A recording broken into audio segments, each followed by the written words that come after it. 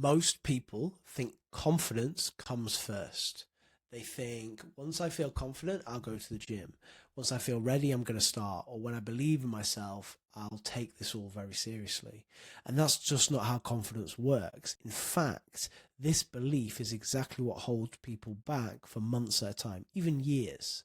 Because confidence doesn't come before action, it becomes because of it. Welcome back. Today we're talking about something that quietly holds so many people back, the confidence gap. And if you've ever thought, look, I just need to get my head in the right place, or I need to feel more ready, or I just don't feel confident enough yet, then this video will probably hit home. Because what I see, especially as I coach a lot of women, is people waiting for confidence like it's something that will just arrive one day. But confidence isn't something you wait for. It's something we have to build. And today I'm going to show you exactly how that works. Now, most people's confidence works like this. They think they get the confidence. Then from the confidence, they get action, do the thing. And then from there, they just get results. So they wait. They wait until that confidence comes along. They wait until they feel motivated, ready, or even brave enough. But while they're waiting, nothing changes. And the longer you wait, the bigger the gap feels. So, like I said before, people think it's confidence. Then it just hits us like a ton of bricks. We suddenly have a massive wave of want and need to go to the gym.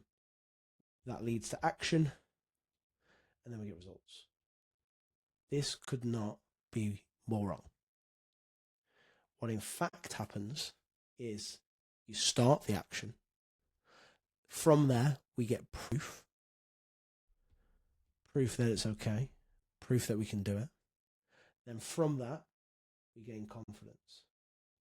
So you see how confidence is like the third thing that comes along. And then we get more action at the top, which leads to bigger action. Makes sense. Now, this is how confidence really works.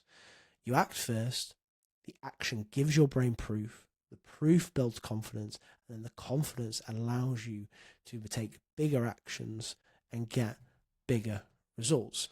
Now, confidence is the result of starting, not the requirement for it. So you don't come to the gym confident.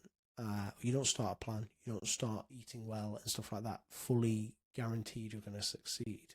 You go to the gym and the confidence becomes a side effect.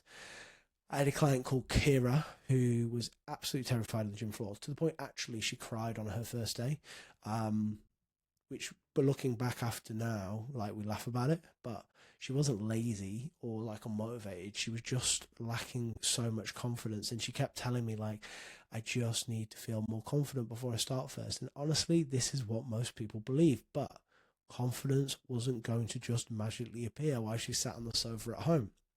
So what we did was we shrunk the target. First week, just walk in the gym. Stay for 20 minutes. Do something you can do. Can you walk? Yes. Do it on the treadmill then. Learn the layout of the gym. Take things in. People watch. Have a look around. And go from there. Week 2, do the 20 minutes on the treadmill or the bike. And try one exercise before you go. Build that familiarity. Build that evidence in your brain that nothing bad will happen. And then week 3, she had to go to a full session. Now, something interesting happened. Her confidence grew, not because we just like sat and talked about it, but because we collected that evidence, we collected the proof.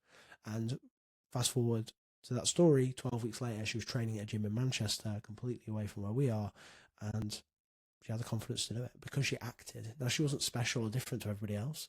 She just did it and had a go, and that's all we can do. Now, your brain is designed to keep you safe, not super confident, because if you're really confident, you'll do loads of stuff and you can put yourself in danger. Now, anything unfamiliar feels like a potential threat. A new gym, new routine, new habits.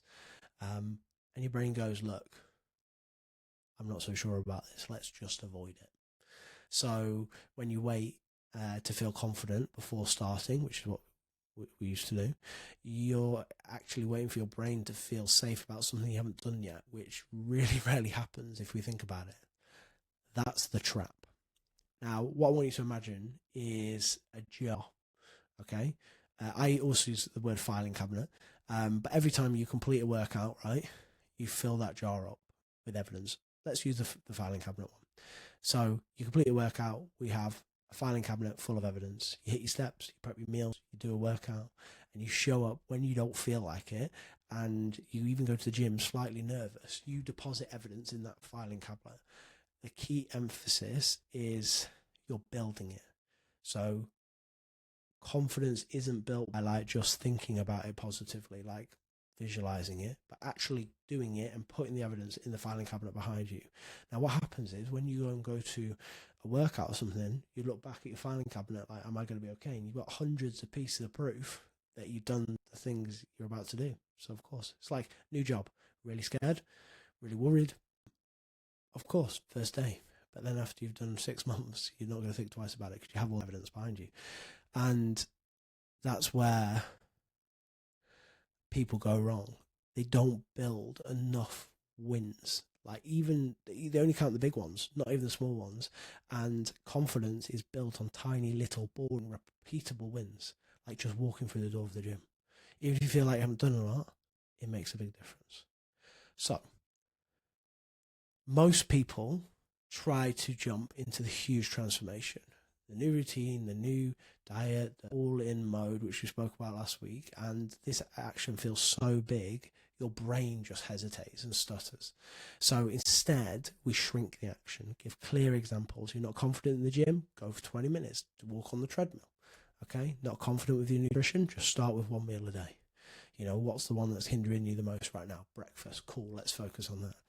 And you feel like you failed 100 times, you don't trust your consistency, set a minimum standard, set what you're going to do this week. Now, these small actions create quick proof, and the quick proof builds belief faster than you just sitting on the sofa and wishing for it ever will. So, going back to this loop, action, you show up when you don't feel ready.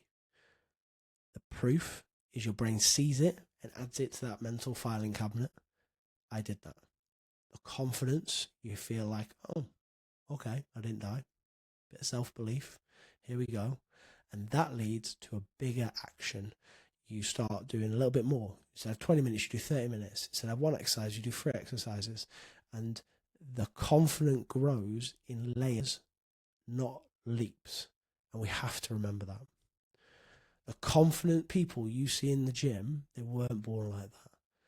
They didn't wake up one day fearless. They built it up over time, and one slightly uncomfortable session at a time. One small win will help with that. One piece of evidence at a time. And you can do exactly the same. So here's your challenge for this week. Pick one thing you've been avoiding because you haven't been confident enough. Shrink it down, make it small enough that you just can't talk yourself out of it, and go and collect some proof on it. So, be honest with yourself. Were you currently waiting to feel confident? Like, were you sat on the sofa? Gym, nutrition, training? If so, drop the word confident in the comments if this resonated with you. I read every single one, and if you want help building real sustainable confidence through action, I have a starter pack that is completely free that I'll send you the info for, because this is what this channel is designed to do. Thank you so much, and I'll see you soon.